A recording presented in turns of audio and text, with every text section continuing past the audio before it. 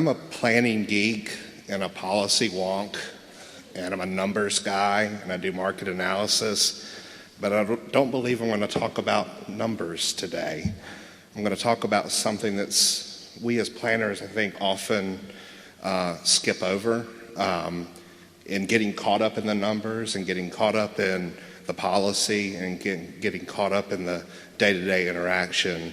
And that's how we connect to the very heart of our communities and how we tell the stories of our communities. And as Mayor Murphy just said, our society has changed so dramatically. We've gone from just this example of a kid's birthday party, this raw economy where you buy flour, go out to the chicken, and get some eggs and sugar and spend 50 cents, and you'd have a birthday cake. And then we move up to the 40s, and you could buy a box of cake mix and maybe spend $2 or less and have that birthday party. In the era I grew up, in the 80s, you'd go to the store and you'd buy that cake already made. All you had to do was make sure they spelled your kid's name right on the top. And today, in the 21st century, we have to run through the abject misery of taking our kids to this place and enduring the smells and the sounds and the horrible food. And we've gone really from this raw economy to a product economy, to a service economy, to this experience economy that we're in today. And all too often our communities are still operating and sending a message out and communicating with our citizens like we were 50, 60, 70 years ago. And so when I talk about community branding, I think often planners, architects, landscape architects, they'll come up and say, this sounds a little like cheating. But it's not really, because really a brand in a commodity is a promise that they need to deliver on. A brand in a community is a promise that a place makes with people. And oftentimes when we're dealing with tourism planning or tourism marketing or other things, we're talking about branding to attract people in. But in the communities where we're working on branding for people who live there. There's some rules of the road that we tend to follow. You see this brand, it's probably one of the most recognized brands in the world. They've changed their logo very little since the early 1920s, but every few years they change their tagline to reflect what's fresh and what's going on, just as our communities evolve. There's this is showing why they're number one in the market compared to their rival, which has changed their logo about every 10 years. And communities have to follow some of these same principles as we look ahead. Oftentimes, though, communities defer this challenge to a committee. And through the committee process, some remarkable things happen. This is St. Stephen, South Carolina. Through the committee process, they decided at the very core they were about trust, honor, and justice. And they also wanted to represent with a tractor the agriculture, with some trees, industry, and with the 4-year-old drawn waves, the recreational amenities. You will also note that during the committee process, they found that they had to eliminate the wings of the eagle. They were replaced, and the feet, however, were retained, holding the arrows and the fig leaf. And so this is how St. Stephen, South Carolina presents itself to the world. It's been our honor and pleasure to work in communities all across the United States as they re-engage their citizens on getting at the core of what their community is about. I want to give kind words to folks here from Davis and Claremore and Nowata County, who we've been part of. And I want to take you on a tour of 3 communities that went through this process. Now, I want to talk before we do it about how this process began, because as I said in the beginning, I'm a policy guy, I'm a numbers guy. So I cut my teeth doing market analysis, historic preservation planning, downtown revitalization. And in doing that work, we were often running the numbers. Well, early in my career, I discovered I had this younger brother, Ben, a very talented guy, 7 years younger, so I didn't pay him much attention until after he graduated college. And he got a marketing degree, and he said, you guys are really missing the boat here as far as how you communicate the numbers with folks. You really need to look at doing it in a different way. And he started showing marketing examples of what the market study was showing, and the communities were responding. And so I'm going to take you a tour around the country. The first place we're going to stop is Pinedale, Wyoming. Anyone been to Pinedale? About an hour from Jackson. If you've been there, you know it's a pretty magical place, interesting place. At the foothills of the mountains, right next to a very large hydraulic fracturing field. It's a boom town. It's a town that's grown from 2,500 to 5,000 in the last 10 years. So pretty dramatic transformation. Pinedale was named because of the pines that were in the middle of the street, and they remained in the middle of the street up until the 60s. And so we worked with them on their identity. And oftentimes we inherit things when we work with a community.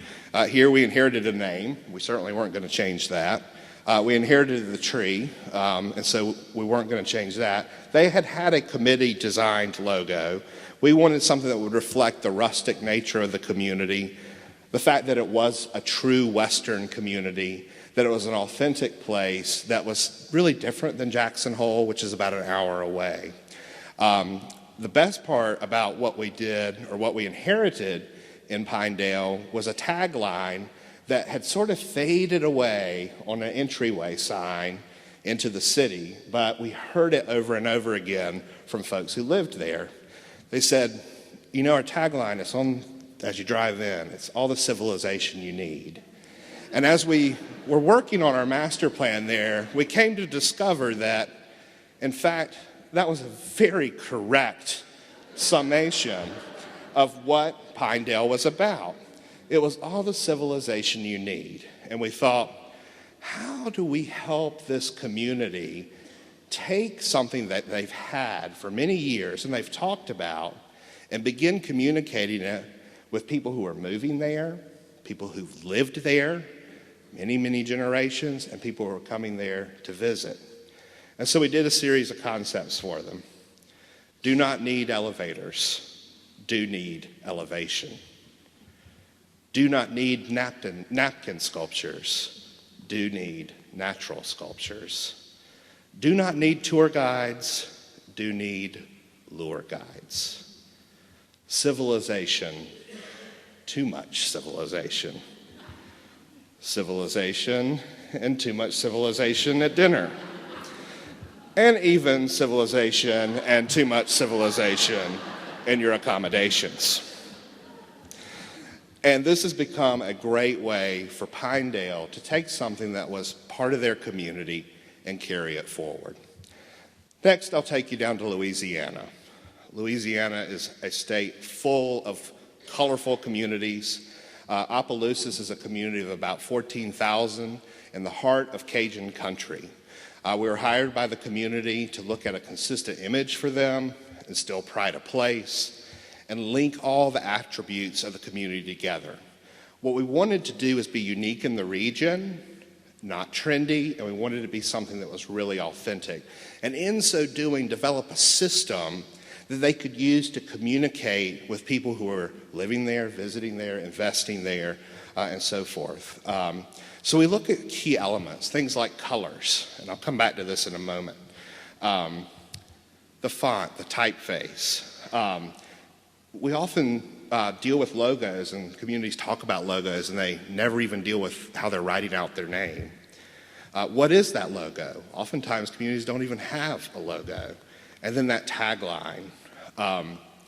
We looked at some of the neighboring communities, and Lafayette and Iberia we were a little frustrated by the fact that it took this rich culture that was Acadiana and Louisiana and turned it into sort of a cartoon. We also saw other parishes and other neighbors that took it and made it so elaborate. And Louisiana suffers from a similar issue that my home state suffers from, is that if you can't figure out what to do, if you put a fleur-de-lis on it, it will be okay. In South Carolina, we simply put a palmetto tree and we've got a logo.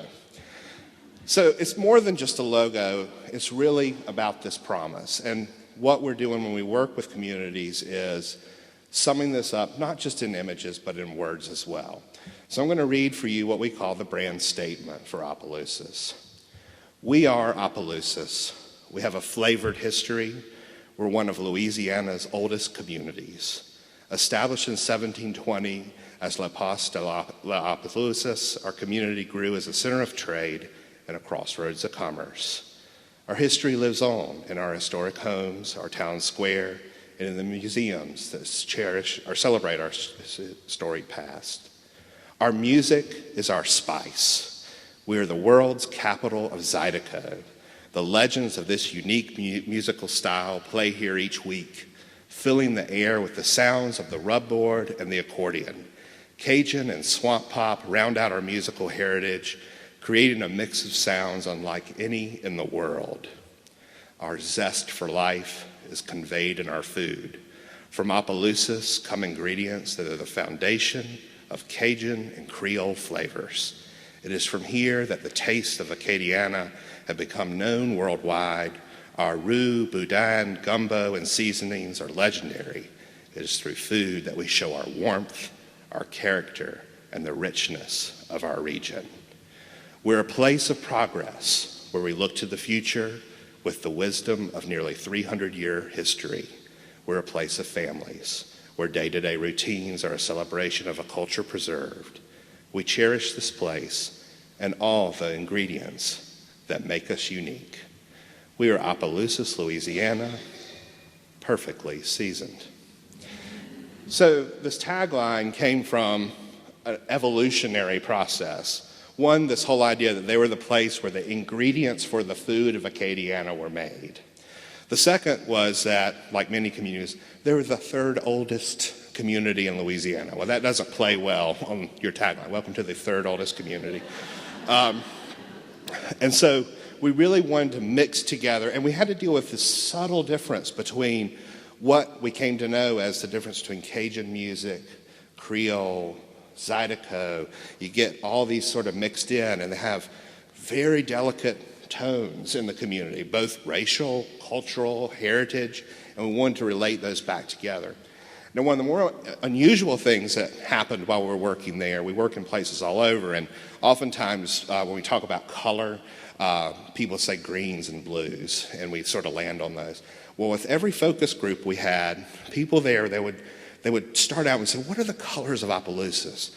And someone would say, it's red. It's a red color. And then another person would say, well, it's not quite red. It's sort of it was an orangey red. It's an orangey red it's sort of a nuanced orangey red and rich orangey red. And we never, ever had worked anywhere where people could so accurately describe this color.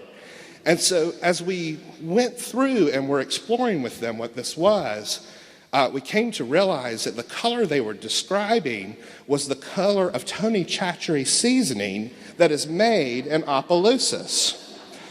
So we took that color and a host of other colors from the community, but we actually ended up taking a big old bottle of Tony Chachery seasoning and pouring it onto the countertop at the hotel, photographing it, and that became the color. And everyone was like, wow, how did you nail that color? And we're like, well, you're the ones that pointed it out to us. And giving them this authentic look and feel that they could use in order to communicate themselves to the community. Of course, I did sneak a fleur-de-lis in here. Part of what we wanted to do, too, is recognize that in a community like Opelousas, where there's a racial division, that there are things that the community needs to do to work together, to come together, and to work harder at those relationships. And then we had fun with some of their existing festivals, like the Yambilee Festival, the only one I know of in the world. And then more practical considerations, like how do you direct people off of the interstate to all the attractions that are in the community with a comprehensive wayfinding system that reflects the character and flavor of the community. And in doing that, also looking at temporary improvements like banners and other things that point out the amazing attractions there in the community. And I can go through these slides, but you see the background there and all the fun that you can have when you use a tagline like perfectly seasoned. Ingredients for any home project, spicy rub for the bands and the food that you would give. I'm going to wrap up today, and I want to talk about a place that's near and dear to my heart, and probably near and dear to most Americans' heart. It's Sandy Hook, Connecticut. I was very humbled to be able to work with the Connecticut Main Street program in Sandy Hook last year as they geared up for the first anniversary of the shootings at the elementary school. The challenge in Sandy Hook was multi-pronged. One, we're dealing with a community that, like so many communities that endured a man-made or natural disaster, and certainly here in Oklahoma City and in Moore, you are accustomed to both man-made and natural disasters. These are things they did not ask for, and difficult things, and things that brought the community together, but also pointed out divisions in our nation as well. So we're dealing with a very small village, a beautiful place with wonderful shops and great restaurants that had to tell the story of who it was when the whole rest of the world was telling that story for them. And so we had to deal with some really tough things. And we had to arrive in this community after they'd been able to process this for a year and really land and process it in a short amount of time. We looked at things like the typeface and how we would communicate. We often joke as we tour the country that logos for communities are like the Sharks and the Jets. It's either a lamppost or a clock tower or a group of facades and buildings. And having done this enough, we know when to break the rule that we say not to follow. You know, we took this lamppost that was symbolic and began to toy around with what kind of ideas it might be. We looked at things like color. One of the challenges in Sandy Hook, if you recollect after the tragedy, the color green was used very frequently across the country on ribbons in memorial of the lives lost in the tragedy. That color green was not one that really was well used. It was an elementary school color. And so while you here celebrate the colors of OU, and they celebrate the colors of the high school, elementary schools typically don't celebrate those colors. But green had become co-opted. And what we wanted to avoid was this, forgive me for saying, this breast cancer pink thing sort of absorbing the community, because we had people in focus groups say, every time I see one of those green ribbons, I want to cringe because it brings back the memory. So we took the color and really shifted the tone slightly to this copper color of the lamp. And then we worked on the brand statement for them. And I'll read it to you, and I hope it'll resonate with you like it did with them. There's a place, I need to set this up. I think as we refer to Sandy Hook, it's important to know that another complication is that we're dealing with a town of 30,000 and a village within it of 10,000. And the hookers, as they call themselves, were the blue-collar neighborhood within this very wealthy, larger neighborhood of Newtown. Now, certainly that had changed over time, but a lot of that blue-collar feel had remained on in the feel of the community. And so we begin with having to define really where Sandy Hook is. There's a place within Newtown that is a place apart. Nestled along the Putatuck River, we always get those strange names, it's a village called Sandy Hook. We began with saw and grist mills that provided the timber to build this town. We grew as a place tightly bound where people from here weren't afraid to call themselves hookers with a wry smile on their face. Sandy Hook is a place where an easy stroll along the street brings you to a gathering of unique shops and restaurants. We're the place where the meander of the river creates spots to relax and reflect. We're a place where families come to celebrate and have fun. We're a place that's unique and unto ourselves, and yet familiar to those who know what a true community is. We are Sandy Hook, a place within us all. And I think this resonated with them because it can resonate with everyone in this country. There's an everlasting piece of all of us that we leave behind at Sandy Hook. But we wanted something that we could use, that could market the community and really not be ashamed or afraid to tell the story about what you could do there as far as shopping and dining and navigating around off the interstate. We had to work with the organization that had some really wonderful volunteers and some really bad graphic design skills. To help them understand that delivering their message could be done in a sophisticated way and in a clean way, in a way that really communicated the quality of the place they were representing. And we had a lot of fun working with the initial Sandy Hook, with the different things that you could find in the community and this whole idea of a place within us all. I'm going to end my remarks by saying that the three communities that you saw were inspired by the design professionals that we work with, the planners, the landscape architects, the architects. Every single one of these brands that you saw was done charrette style. We arrived on a Monday and delivered the product on a Wednesday. Pretty remarkable to be able to do that in a community where the committee process results in wings being lopped off of an eagle.